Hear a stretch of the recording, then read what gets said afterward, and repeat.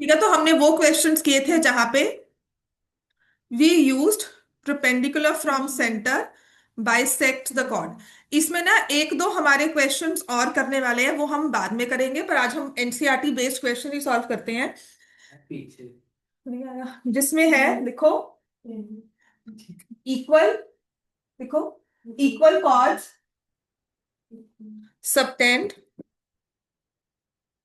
Equal angles at the, sorry वो तो कर चुके हैं, लिखो equal chords are equidistant from the centre.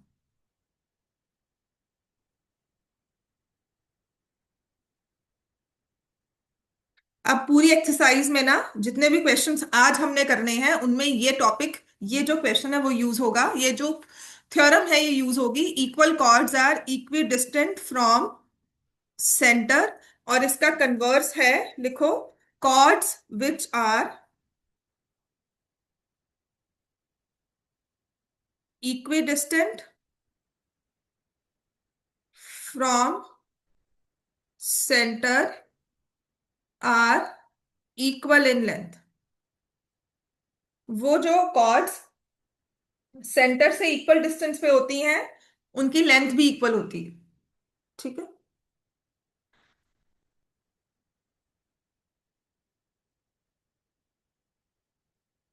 ये 3 दिन छुट्टी हो जाएगी, ठीक है।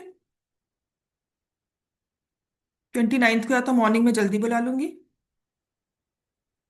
जल्दी रख लूंगी, 11 o'clock के अलावा ना, मिस भी क्यों करनी है। So we have these two topics, हमारे पास ये दो, हमारे पास थ्योरम्स हैं पूरे इसमें। Equal chords are equidistant from the centre, अगर कॉर्ड्स इक्वल है तो उनका डिस्टेंस फ्रॉम सेंटर भी इक्वल होगा, और अगर कॉर्ड्स का डिस्टेंस फ्रॉम सेंटर इक्वल है तो उनकी लेंथ भी इक्वल है। ठीक है, ये आप इसको प्रूव भी कर सकते हो नंबर्स के साथ, और थ्योरम वाइज तो हम प्रूव कर ही सकते हैं कि अगर हमारी कॉर्ड्स इक्वल है, so we have A B and P Q two chords. अगर इस थ्योरम को मुझे प्रूव करना है, पैरेलल कॉर्ड्स नहीं ले रही हूं, ठीक है। सेंटर से ज्वाइन कर दिया इसको, ऐसे परपेंडिकुलर ड्रॉ कर दिया, this is M, this is N, और इसको ज्वाइन कर दिया। ठीक है ना, आपको पता है रेडियस इक्वल। अच्छा, ये तो हमें डिस्टेंस प्रूव करना ही है, आपने परपेंडिकुलर ड्रॉ किया, 90 डिग्री एंगल आ गया। Then halves of equals, A M और पी एन इक्वल हो जाएंगे, तो ट्राइंगल कॉन्ग्रुएंट हो गया बाय आरएचएस। आरएचएस से हमने प्रूव कर दिया O N equals to O N. समझ में आ गया, आपने परपेंडिकुलर्स ड्रॉ किए, तो अगर आपके पास A B equals to P Q है तो half of A B equals to half of P Q हो जाएगा, जिससे A M equal to P N हो जाएगा। फिर आप कह सकते हो triangle A M O is congruent to triangle P N O, and hence आपके डिस्टेंस जो है वो O M equals to O N हो जाते हैं। समझ में आ गया, इक्वल कॉर्ड्स आर इक्विडिस्टेंट, और अगर आपको डिस्टेंस इक्वल दे दिया तो ऑब्वियसली आप कॉर्ड्स भी इक्वल कर सकते हो, कि अगर आप कह सकते हो कि ये डिस्टेंस इक्वल है perpendicular from centre bisect the chord, तो है ही है। तो अगर A M equals to P N है, एम इसका मिड पॉइंट है, तो डबल इसका ए बी हो जाएगा, डबल इसका पी क्यू हो जाएगा। तो इसमें जो रियल थ्योरम आएगी ना वो हमारी सेगमेंट वाली जो थ्योरम है वही होगी, बाकी सब थ्योरम्स तो बैठे बैठाए ऐसे ही प्रूव हो जाती हैं। ठीक हो गया, equal chords are equidistant from center and chords which are equidistant from center are equal in length। और एक चीज इसमें मैंने आपको कहा था कि जितना कॉर्ड सेंटर से पास होती रहेगी उतना उसका डिस्टेंस सेंटर से कम होगा, उतनी उसकी लेंथ क्या हो जाएगी, बढ़ती रहेगी। तो लिखो longer chords are nearer to the centre, तभी डायमीटर जो है वो सेंटर से पास कर गई तो वो लॉन्गेस्ट होगी, उसका डिस्टेंस ही जीरो हो गया। Chords which are longer chords are nearer to the center, जितनी लंबी कॉर्ड उतना उसका डिस्टेंस सेंटर से कम हो जाएगा। Longer chords are nearer to the centre. ठीक है, तो अब हमें क्वेश्चन करना है, इसमें आपकी बुक्स में देखो एग्जाम्पल 1 होगा, इफ टू इंटरसेक्टिंग कॉर्ड्स, इसी पर बनता है हमारे पास क्वेश्चन नंबर 3 एक्सरसाइज का। नई बुक्स निकालो अपनी, नई बुक्स के हिसाब से आप मुझे बताओगे। आपका एग्जाम्पल नंबर 1 है, इसी कॉन्सेप्ट पे हमें करना है एग्जाम्पल 1। एग्जाम्पल वन के जैसा ही है क्वेश्चन नंबर थ्री, मतलब आपस में एक दूसरे के कन्वर्स हैं। सर्कल्स देखो, एग्जाम क्वेश्चन नंबर थ्री इसी एक्सरसाइज का, पीछे एक्सरसाइज होगी इसी के साथ बेटा, चैप्टर निकाल सर्कल्स का। 9, हाँ। 9.1 नहीं करनी हमें, 9.1 तो वैसे ही प्रूव हो रही है, मैंने आपको करवाई दी है। 9 पॉइंट एग्जाम्पल नंबर वन है, 9.2 देखोगे ना।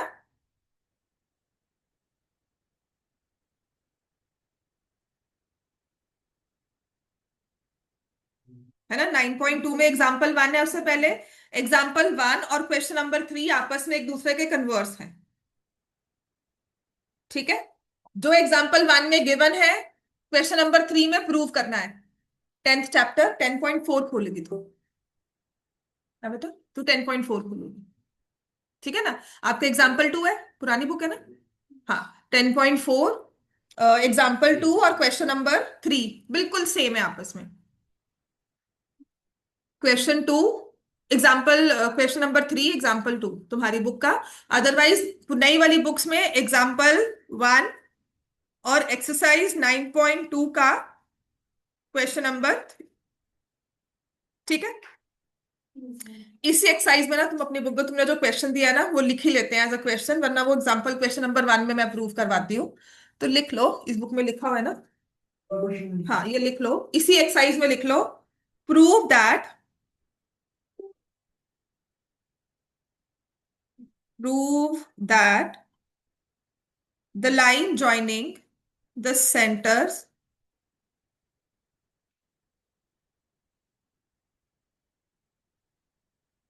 line joining the centers of two intersecting circles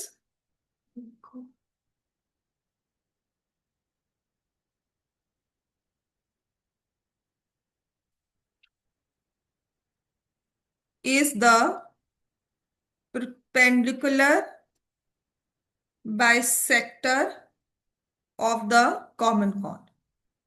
ये ना क्वेश्चन नंबर वन का ए पार्ट कह लो, उसके बाद बी पार्ट है। क्वेश्चन नंबर वन में आपको नंबर्स दे दिए ना, तो ये उसका ए पार्ट है क्वेश्चन नंबर वन का। ठीक है, ये कर लोगे तो ऐसे क्वेश्चन आता भी है, और उसी के बाद नंबर्स देकर आपको बी पार्ट दे दिया। ठीक है, एक्सरसाइज लिख लो 9.2 तुम अपनी, तुम्हारी बुक से ही देखा ना। मुझे तो पता है कि हम क्वेश्चन नंबर वन में इसको यूज करेंगे, पर ये क्वेश्चन ऐसे आ भी जाता है, मैं बाद में करवाती हूँ। ये ना, हम्म, हाँ 9.1 करवा चुकी, पढ़ोगे ना 9.1 आ जाएगी। ये ना क्वेश्चन उसमें है, कहीं ना कहीं ये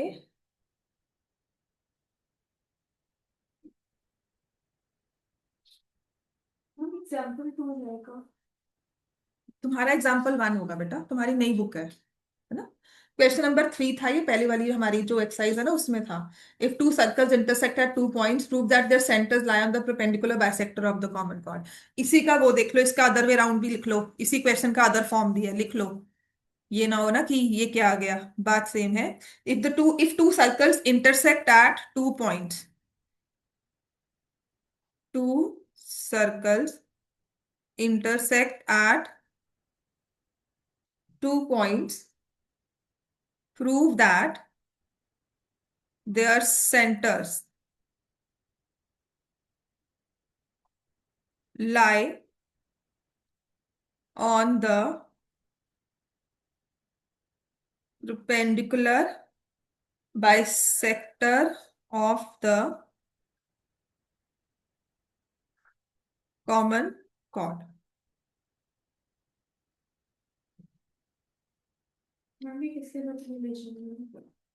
क्वेश्चन नंबर वन जो है ना आपकी एक्सरसाइज में उसी के साथ है।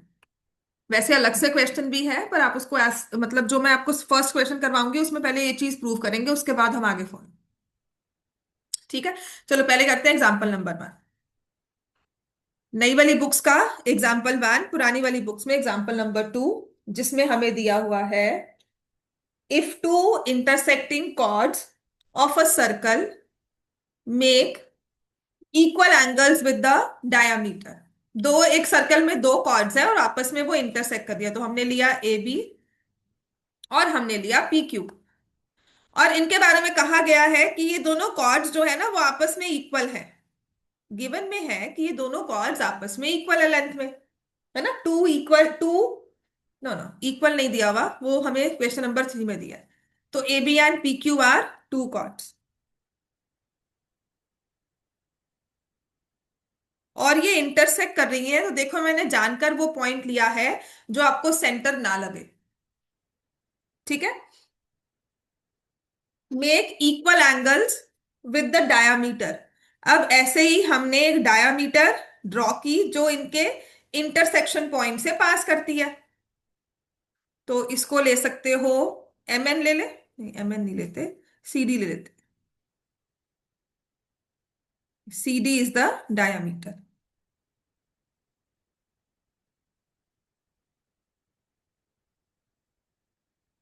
ठीक है। Two intersecting chords of a circle make equal angles with the diameter passing through their point of intersection. अब इक्वल एंगल्स कौन से हुए, ये वाले। ठीक है। तो मैं लिख रही हूं angle B R D is equal to angle Q R D.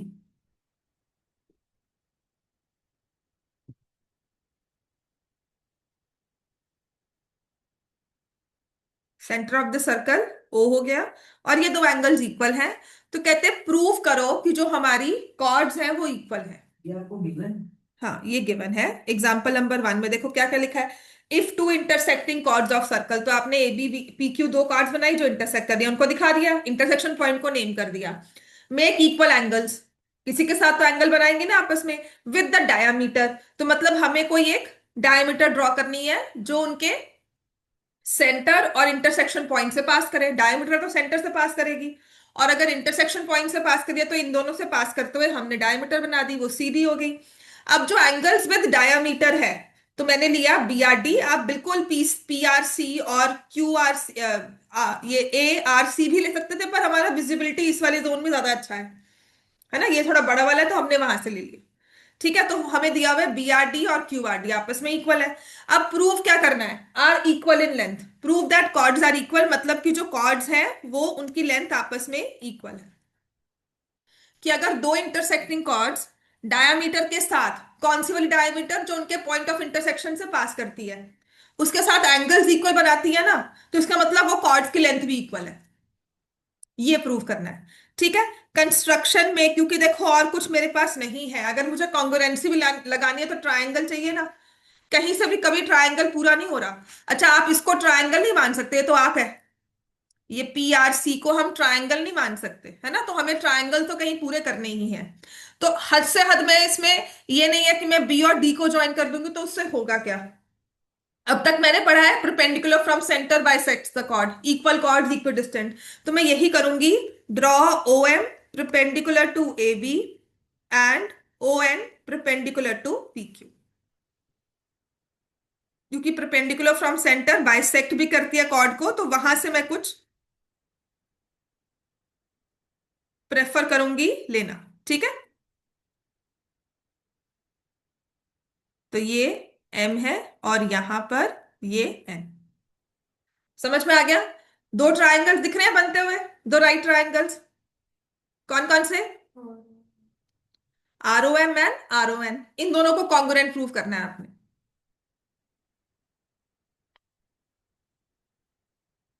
बस क्वेश्चन को समझना मुश्किल है और कंस्ट्रक्शन क्या करनी है। अगर इतना सा सेटअप आपको दे देंगे ना, ये दो ट्रायंगल्स, तो कोई भी सोच लेगा कि ट्रायंगल हमें कॉन्ग्रुएंट करना है, triangle R O M and triangle R O N. क्या होगा इसमें, R O equals to R O common. फिर हमने एंगल बी आर डी लिखा था, उसी को मैं एम आर डी भी लिख सकती हूँ, एम आर ओ। या इतना नहीं लिखना तो एंगल 1 एंगल 2 लिख लेना, equals to angle N R O. Since आपने लिखा हुआ है angle B R D equals to angle Q R D, ये उसी कोलिनियर पॉइंट्स के साथ बना है तो हम रिप्लेस कर सकते हैं। और तीसरी चीज क्या लिखोगे, बताओ। 90 degree angle. Angle R M O is equal to angle R N ओ।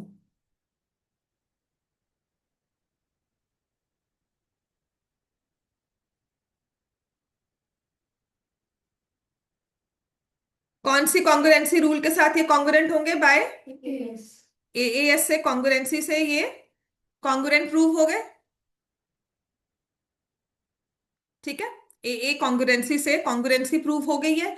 इसके बाद क्या करना है? इसका मतलब O M equals to O N CPCT. O M equals to O N that is CPCT. और O M क्या है? Distance of chord from the center. O N क्या है? दूसरी कॉर्ड का distance from center. टू ऑन तो लेंगे ना, equal chords are chords which are equidistant from center are equal in length. Hence, AB equals to PQ. Chords which are equidistant from center are equal in length. Now, since OM equals to ON, therefore AB equals to PQ. Hence, proved. अब इसी के basis पर question number 3 की figure draw करो और समझो given और to proof क्या दिया हुआ है आपको।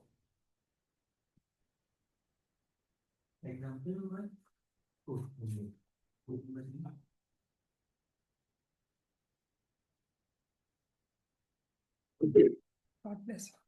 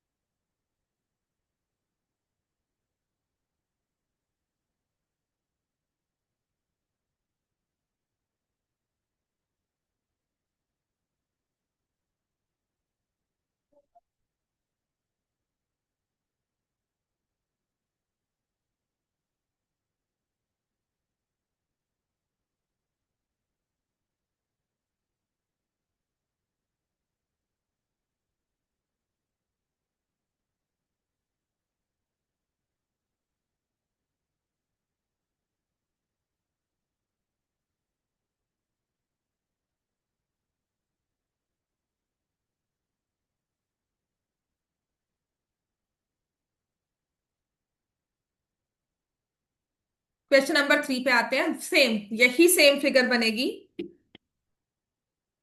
ठीक है, तो मैं कुछ भी इरेज नहीं कर रही हूँ इस फिगर को, तो स्पेशली मैं इरेज नहीं कर रही हूँ क्योंकि सिर्फ हमारा गिवन टू प्रूफ चेंज होता है इसमें। अब उसमें दिया हुआ है क्वेश्चन नंबर 3 को अगर देखो तो सेम फिगर है, बस फर्क क्या हो जाएगा? उसमें लिखा है chords are equal, then prove the angles are equal. वहां पे दिया है if two equal chords of circle intersect within the circle, बिल्कुल ठीक है। Prove that the line joining the point of intersection to center. बात तो वही हुई ना, बस फर्क क्या हुआ कि ये जो हमने एक्स्ट्रा यहां पर ऐसे ड्रॉ किया वो नहीं हुआ, उसने पूरी डायमीटर ड्रॉ नहीं की। बात समझ में आ गई?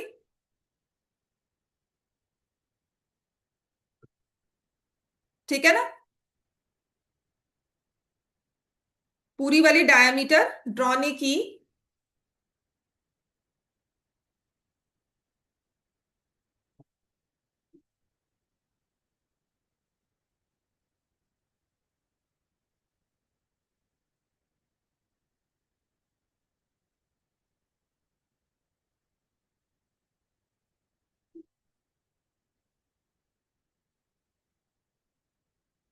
मुझे ठीक है ना, line joining the point of intersection to the centre make equal angles with the cord.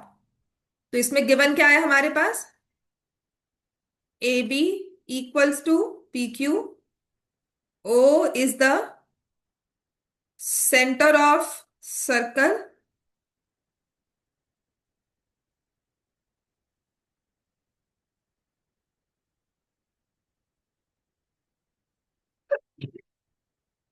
ठीक है।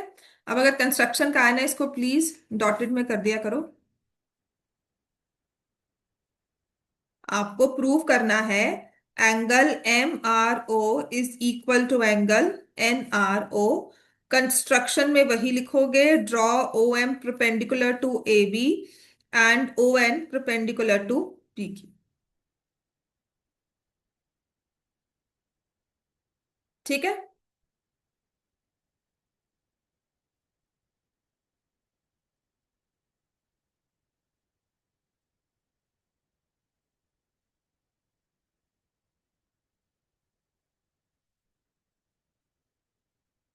अब आ जाते हैं प्रूफ पे। तो मुझे पता है A B equals to P Q, equal chords are equidistant from center, therefore OM equals to ON।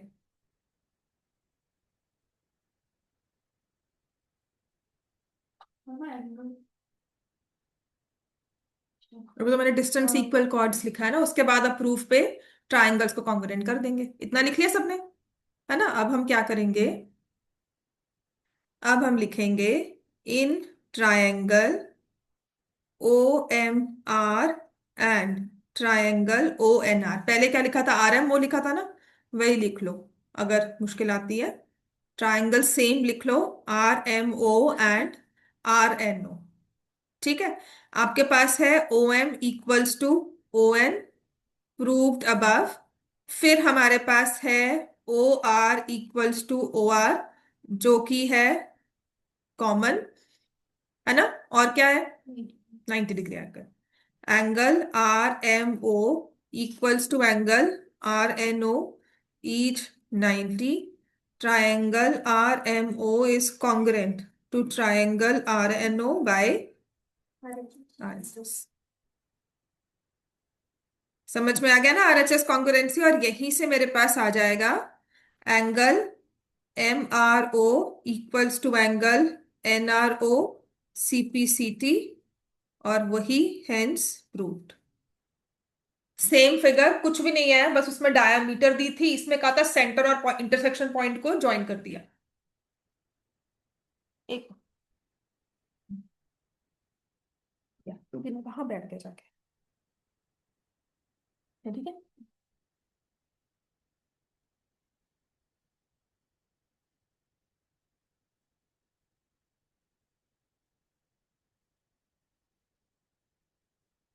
समझ में आ गया ये, ठीक है। अब ऐसा ही हमारे पास क्वेश्चन है विच इज क्वेश्चन नंबर 2। ठीक है। बस परपेंडिकुलर फ्रॉम सेंटर तो लगेगा ही लगेगा उसमें, बस उसमें प्रूव करने की बात अलग है, मतलब ऑलमोस्ट फिगर सेम है उसकी। अगर मैं इस फिगर को रब नहीं करूँ ना, ये क्वेश्चन नंबर 2 में भी यूज होती है। बातें अलग अलग कही हुई है, बात मतलब है भी वही चीज, और अगर देखा जाए तो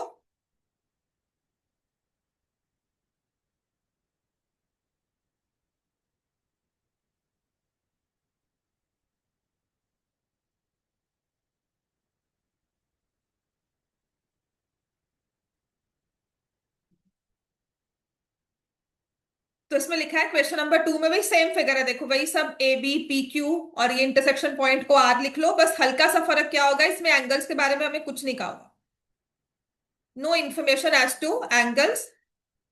ठीक है। Two equal chords of a circle intersect within the circle, वही सेम बात। Prove that the segments of one chord are equal to corresponding segments of the other chord. तो करना यही है हमने, ये कंस्ट्रक्शन में आ जाएगा बस।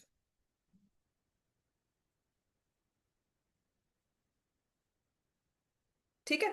तो देखो क्या लिखा है, two equal chords A B and C D are equal chords intersecting at R. Proof में क्या लिखना है हमने, कि हमें कहा गया है कि प्रूफ करो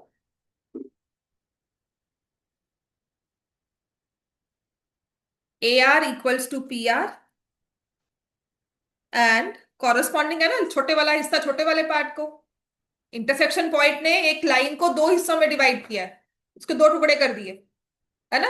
ऐसे ही पी क्यू के भी दो टुकड़े हो गए आर से, एक पी आर हो गया और आर क्यू हो गया।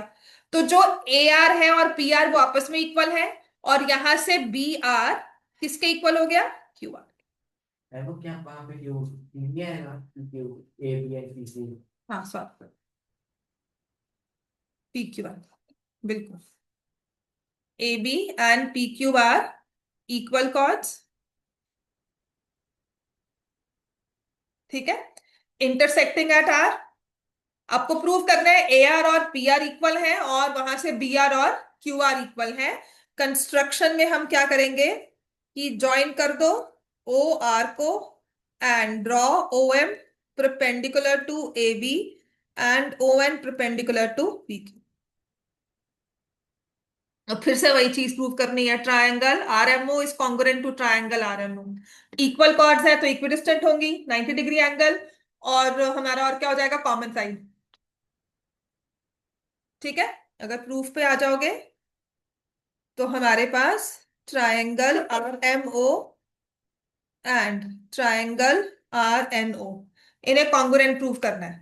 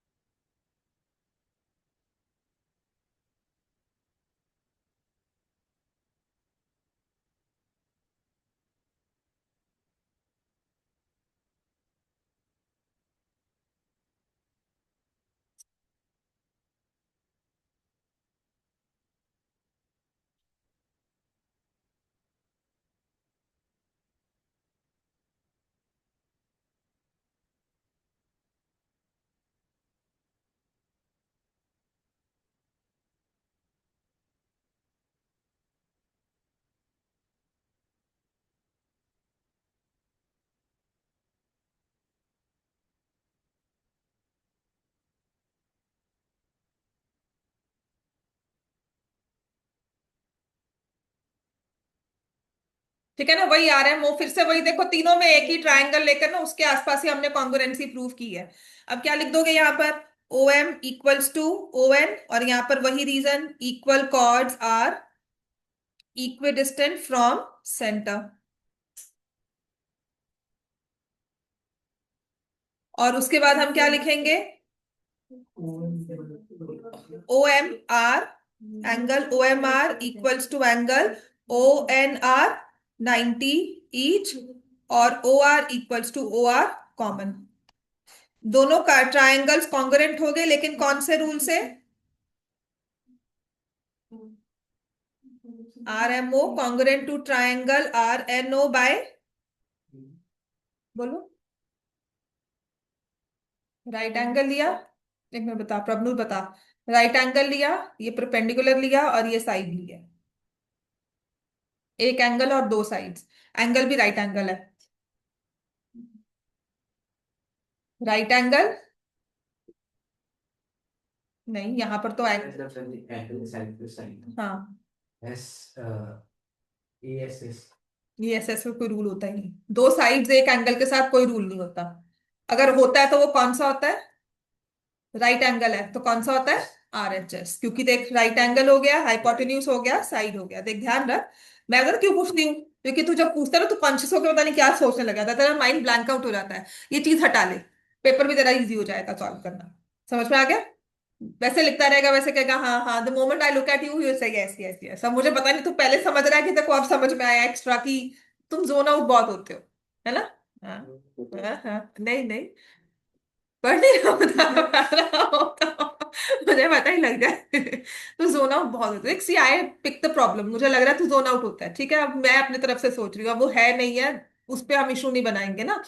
मुझे लगता है कि इन बिटवीन तुम कहीं और सोच रहे होते हो, तभी मतलब गैप है हमारी पढ़ाई में, वही है। ठीक है। तो जब मैं तुमसे कुछ पूछती हूँ तब भी तुम थोड़ा सा कॉन्शियस हो जाते हो, एंड देन यू कंप्लीटली तुम ब्लैंक आउट हो जाते हो कि क्या बोलना है क्या नहीं बोलना, या थोड़ा कॉन्फिडेंस पिक करके तू बोलेगा। अपनी इसी आदत को ना थोड़ा सा अगर इंप्रूव कर लोगे तो अच्छी हो जाएगी, नंबर थोड़े अच्छे आ जाएंगे बस, और तो क्या होगा, है ना।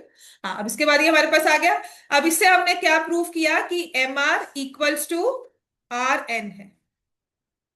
जो ये एम आर है वो आर एन के इक्वल है। समझ में आ गया। ये आ गया सीपीसीटी। अब जो चीज करनी है ना वो बड़े ध्यान से करना। ठीक है, अब जो चीज करेंगे बड़े ध्यान से करेंगे। हमें पता है ए बी और पी क्यू आपस में इक्वल है, तो half of A B half of P Q के इक्वल होगा। ठीक है, ये हमें गिवन है।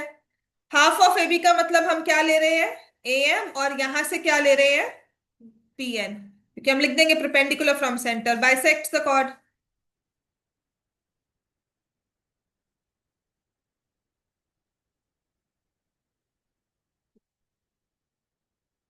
तो ए बी का हाफ हो गया ए एम।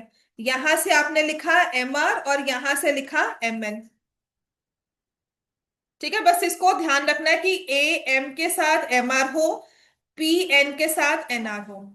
अब क्या कर देंगे, ये equation one equation two subtract equation one and two. Ma'am, MR is equals to FA equal R, RN. Sorry, N R लिखना था यहाँ पे, आर एन या एन आर एम एन। ठीक है, M R equals to N R, subtract equation one and two, दोनों को minus किया, A M minus M R equals to P N minus N R. ये कंप्लीट ए एम, देख लो, ये complete A M, इसमें से इतना हिस्सा माइनस कर दिया, काट दिया, क्या बच गया, ये कंप्लीट ए एम था, इसमें से इतना, मतलब मैं आपको ऐसी स्ट्रिंग दे दूं, एक वायर दूं और A R M point mark करके दे दूं, मैं कहूं आर पे आर एम को कट कर दो, तो जब आपने आर पे कट लगाया तो क्या बच गया आपके पास, ए आर। और यहां से पी एन में से आर एन हटा दिया तो क्या हो जाएगा, पी आर। यही प्रूव करना था कि सेगमेंट्स इक्वल है, वही हमने प्रूव करनी थी।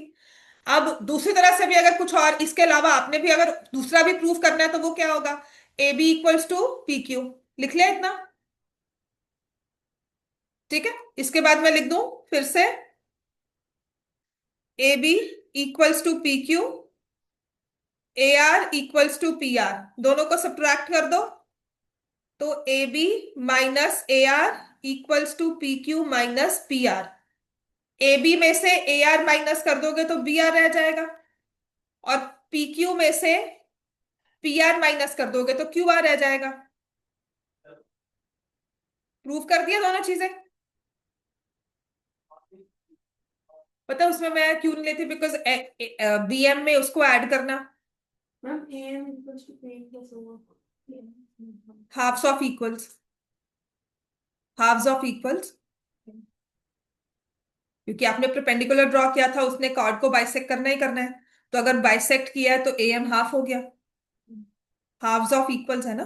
तो यूक्लिड्स ने क्या कहा है, if equal if wholes are equal then halves are also equal, तो वही आ गया। ठीक है, हेंस प्रूव्ड। हो गया ये क्वेश्चन। ठीक है, अब तीन क्वेश्चन रह गए इसमें। कल तुम छुट्टी मारोगे, 26 को भी छुट्टी मारोगे, है ना। 27 को जितने बच्चे आएंगे उतने ही सही।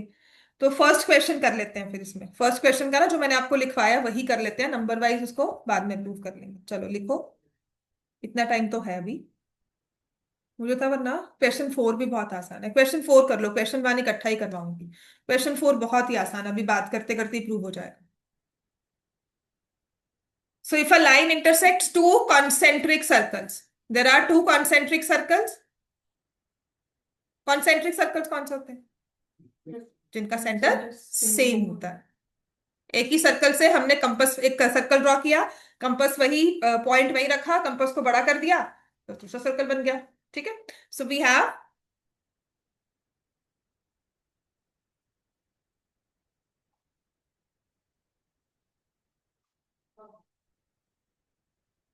two concentric circles और कुछ ऐसे हमने एक लाइन ड्रॉ की है, A B C and D.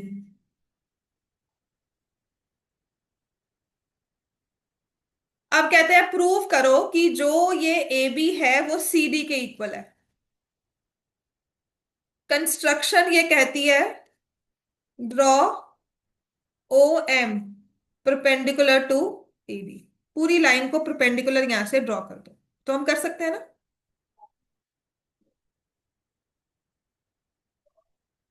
बस इतना ही काम है और कुछ नहीं है इसमें।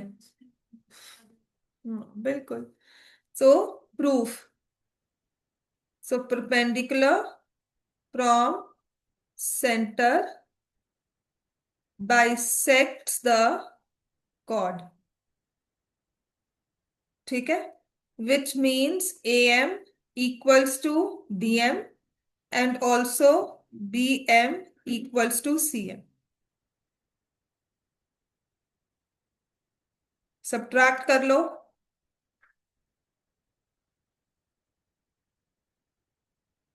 ठीक है, तो यहां पे क्या आ गया, हेंस प्रूफ, ठीक है।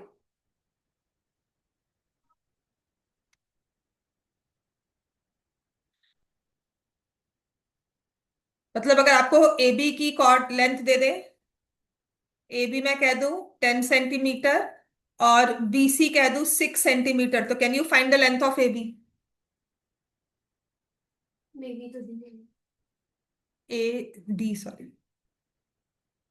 AD is 10 centimetre, BC is 6 centimetre, और मैं आपको हूं कि आपको CD की लेंथ निकालनी है, तो आप निकाल सकते हो।